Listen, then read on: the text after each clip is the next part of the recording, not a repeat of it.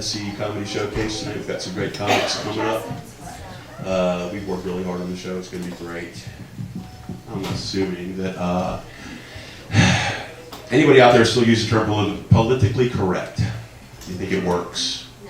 Thank you very much, because I say exactly what I want to. My father was a world traveler in the 50s, 60s, and 70s. And we were having drinks in the Nashville, Tennessee airport in the 90s, and the waitress came by and he said, "Sweetheart, can you bring us another round?" And the waitress rolled her eyes and scoffed and walked away. And I said, "Dad, you just can't say that kind of thing to the waitress anymore. It's not politically correct." And he was mortified. He was like, he's like, that was just flattery back in my day. I certainly meant no disrespect. And the waitress comes back, puts the drinks down. My dad winks at me and he goes, "Thanks, Toots." I'm saying whatever I want. The older I get, the more loud, cynical, and just plain mean I become. And you know something? I don't care. I left to work the other day. This kid goes, "Ew, your face moved." And I was like, "Yeah, and this is your future." I'm constantly yelling at little kids, "Get off of my lawn!" And I don't even have a lawn. And God forbid I'm in conversation with somebody about the 80s or 90s, or God forbid the 70s, and some little chippy always pops up and goes, "I wasn't even born yet." Well, screw you. I mean, I used to say the same thing. I was senior class favorite in 1979. Student council member of the year twice. I was who's who among American high school students. I was a reasonably good student in college and popular, and look at me now. I don't know the difference between save and save as. I'm a smoker, and I make no apologies for it. Okay? You know those commercials on TV where they're like, "Speak up about secondhand smoke, California. Speak up about secondhand smoke." Well, I keep auditioning for the part of the guy downstairs that goes and blows the smoke upstairs into the baby's room. You guys are the first ones that walk up to me at a party when you're drunk and ask for a cigarette. Right? Hits home, doesn't it? I quit 2 years ago. And you know what? Life is too short to stand on the side of the dance floor, and I love to go to clubs, and there's some of my younger friends in here that I've met before, but I always wait until they get inside, and this is how I get in for free. This is how I dress when I go out. And I'll walk in, all the cool kids will be outside smoking, and I'll walk up to the window, the attendant's like, "Can I help you?" And I'm like, "My daughter's inside, and she is 17. And they're like, "Please go right in." I'm like, "Thank you." Sucker. And I go in and dance my ass off, and it never fails. I'll go outside and smoke, and inevitably, they come in twos, pretty little blonde girls, and they'll walk up, and they'll be like, "Wow, you dance really good." And I'm like, "Thanks, but I ain't buying you a drink." And then they're like, "Fuck you, Grandpa!" And they storm off, and I just laugh and laugh. Party club. My nieces and nephews are so cute. They're like, "Uncle Bob, tell us about the 80s. Well, I was a bartender in Miami in the 80s, let me tell you. I just tell them the truth. I'm like, Ronald Reagan was president, and the movie Scarface was entirely accurate. I mean, you kids today, pot was pot. It was $40 for a big old ounce like this, and if you were lucky, you might score some Maui Wowie or Thai steak. Pink Peruvian cocaine was $20 a gram, shaved right off the block, just like at the delicatessen. And ecstasy was real, not this GHY crap that you kids are taking today. Now listen, I don't do drugs anymore, but when I did, this was me. This was pot.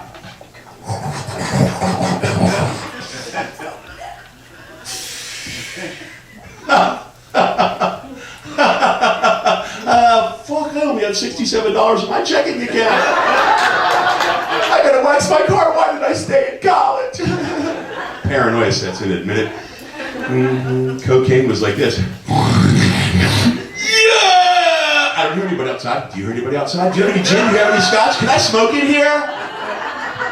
But ecstasy was by far my favorite. It's like, $20, man. What a ripoff. Where did you get this shit? What's it supposed to do? $20? I don't feel anything. Do you feel anything? All my money. I love you, man. Let's dance. Douchebag is my favorite word. Many of you know that because I use it all the time. Now, if you're in the crosswalk, taking your time when I'm trying to turn right, and God forbid you're texting, but if you are taking your time and you are not pushing a wheelchair or a baby carriage, you're a douchebag. You know it. douchebags out there, huh? Get off the phone. If you park at a handicapped spot, even for 1 minute to run to 7-Eleven to get some cigarettes, you're a friggin' douchebag. Come on, people. Those are good. You're working on those all month. If you carry a dog in your purse, you're a douchebag. Thank you. Wow. And I don't care what anybody thinks. If you really give a damn about what any Jenner, West, or Kardashian are doing at any given point, you're a freaking douchebag. You know, I don't know who came up with the concept of compact parking spaces. I mean, what designates a compact car, right? I drive a 25-year-old Buick station wagon with the wood grain sides. And I can compact that son of a bitch anywhere I want to. I've been known to push a smart car out of the way more than once. But recently I've been diagnosed with driver's Tourette's. It's pretty scary, you guys. Anybody that's ridden the car, so you have a seizure. I'm driving along and it goes like this normally. It's like, wow, Grandma's funeral was beautiful. So many of her friends were able to come and... You bitch! In the stupid 3 Series BMW that's getting in my lane without using a signal. That car is obviously on a 6-year lease and you don't know what the fuck you're doing. And the flowers were beautiful. Anyway, you guys, the LASC showcase tonight is really, really a lot of fun. I'm really proud to be hosting it. Our first comic of the night is making his debut here at the Laugh Factory. He is from the killer streets of Compton. He's got a show on YouTube called Cucamonga. Yeah. Let's give it up for Deshaun Watkins. Deshaun Watkins, ladies and gentlemen. Yeah, give it up. First time here at the Laugh Factory.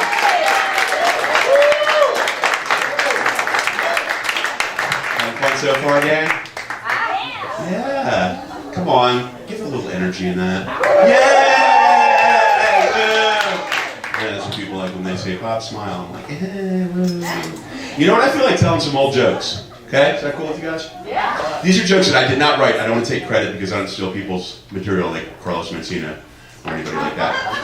Okay? So this woman moves from Manhattan to Atlanta, and she's having lunch at the country club where there are 2 snotty new neighbors, and the first Southern woman says, well, my husband took me on a 2-month cruise to Europe this year. And the woman from Manhattan says, well, how nice. And the second Southern woman says, well, my husband bought me a brand new Mercedes-Benz this year. And again, the woman from Manhattan says, well, how nice. And then collectively, the 2 Southern women say, well, what has your husband done for you this year? And the woman from Manhattan says, well, frankly, he sent me to charm school. And they're like, charm school? Whatever for? And the woman says, well, because last year I would have said, fuck you! Now I say, how nice.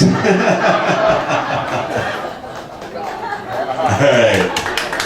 Okay, guys, our next comic coming up. I like this guy a lot. We've done several shows here at the Laugh Factory together. I'll never forget that I picked him up at his mother's house in Beverly Hills to come to a show one time.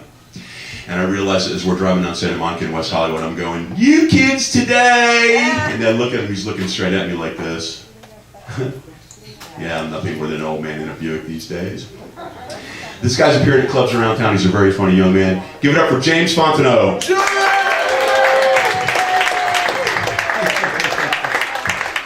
you guys, man. This is a blast. Friggin' blast. I have a serious question, though. By show of hands, how many of you out there think that it is a choice to be gay? Anybody? Not one? Man, I'm proud of y'all. Honest to God, thank you very kindly, because I'm gay. Surprise! And the reason I even brought that up, I just was asking because I had a phone conversation, long story short, with a friend of mine for 25 years who said to me, it's a choice. And I was so shocked, honestly, I was flabbergasted. And I said, yeah. I remember now, it was right about the time I turned 12 and I got pubic hair on my recently dropped testicles, and God came to me in a dream and said, Bob, choose. Fucking ridiculous, man. I am a confirmed bachelor. Remember the term confirmed bachelor? That was before we started saying somebody's gay or whatever. I'll never forget the first time I heard the term confirmed bachelor. It was in my house, 1969. I'm 8 years old, and the phone rings, and I answer it. And it's my Aunt Dorla. She says, Bob, get your mom. I'm like, Mom, it's Aunt Dorla. My mother comes to the phone, sits down, picks it up. Her eyes get really, really wide, and she goes, which meant, get my Benson and Hedges, because this is going to be a long girl talk. And Mom sits down, she fires one of those up with her Zippo, and she goes, Dory, I heard Betty's brother's a confirmed bachelor. And I'm like, Mom, what's a confirmed bachelor? And you would have thought I shot the dog. She like flips her hands like this, and she goes, you don't need to know what such things are, Robert. You just go out in the backyard, go sit by the pool, get some sun. The sun is good for you. It was the 60s. You know, we didn't know the sun wasn't good for us. There was no supervision. For God's sake, my mother still, I got rest her soul. There's 8 Cub Scouts screaming, jumping up and down all through a Bonneville station wagon, and she's got on her tortoiseshell glasses, smoking a Benson and Hedges with the windows rolled up. Saying, it's not unusual to have fun with him. Anyway, I digress. But yeah, I'm a bear. In the gay world, I'm a bear, and a bear is a big fat guy with body hair. And boy, do I have body hair. I have lots and lots of body hair. I shave nothing. Manscaping, that's another thing that just eludes me. I tried to find an epilator to a back scratcher at 82, but it was just way too painful. But I'm a bear. I fell asleep in the pool last year, and aliens made a crop circle on my back. When I'm in an intimate situation, my partner's favorite pillow talk is, and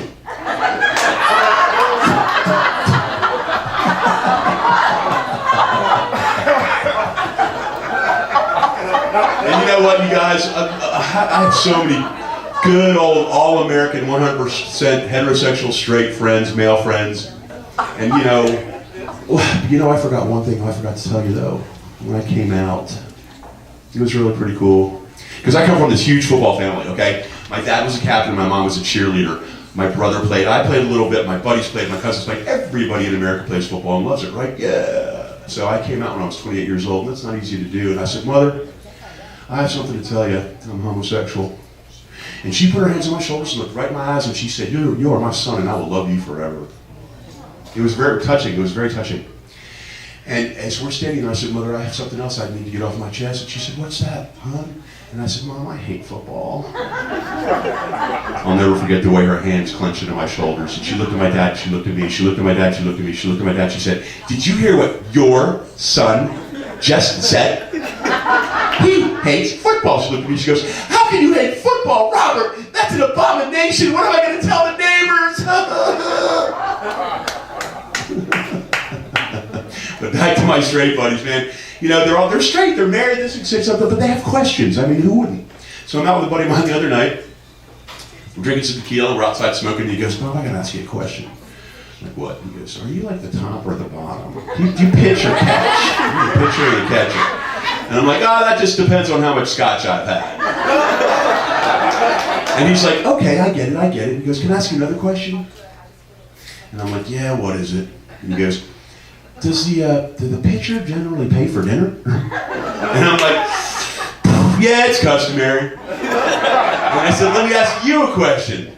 He goes, okay. And I go, how come you'll eat pussy but you won't eat clams? And my buddy goes, because clams don't moan. Thank you, dude.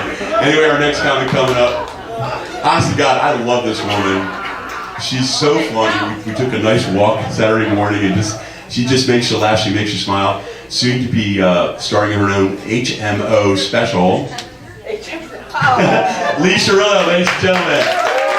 You know, we're just going to keep this show rolling. The next comic, this young man is smart and savvy. He has a show called Tough Week on Friday in Westwood. Give it up for John Davies, ladies and gentlemen. Listen, I've been a bartender for 33 years. I'm not a mixologist, I'm a bartender. Let me tell you something, I'm not there to charge your fucking phone.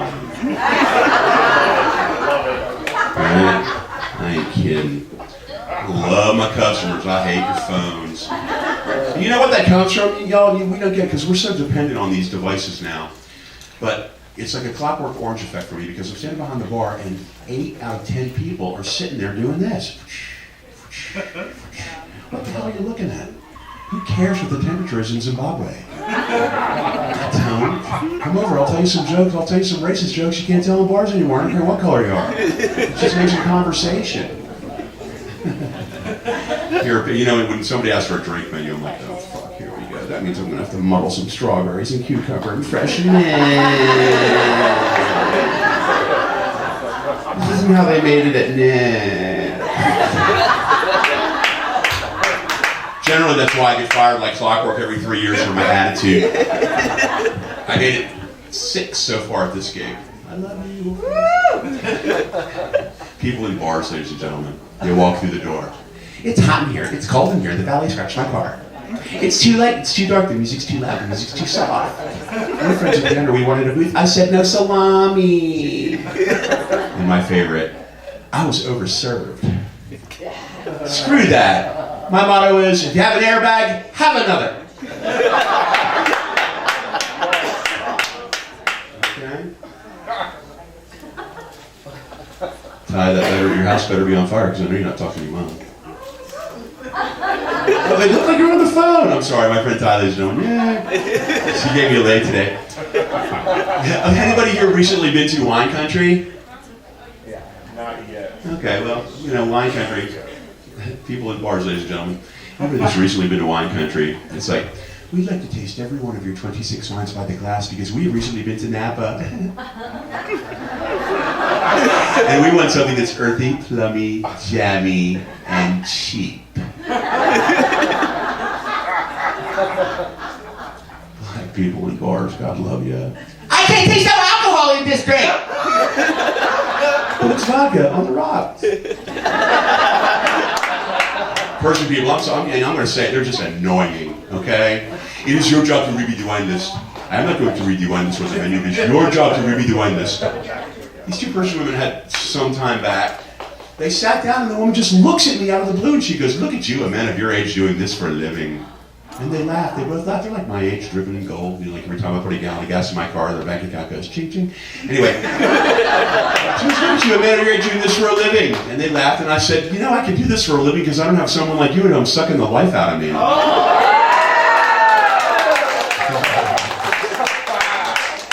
Hello. Good for you. Asian people are weird. They never order any booze. They just take pictures of the food.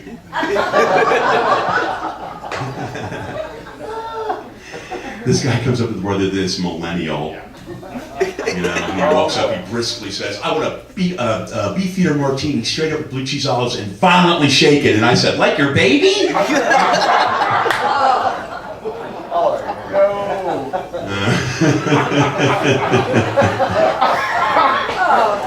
You know, and Hispanic people, God bless you. This Mexican guy comes up, he sits at the bar the other day, and he said, we started speaking Spanish. And I said, sir, I'm sorry, look, I just simply do not speak Spanish. And he called me a racist.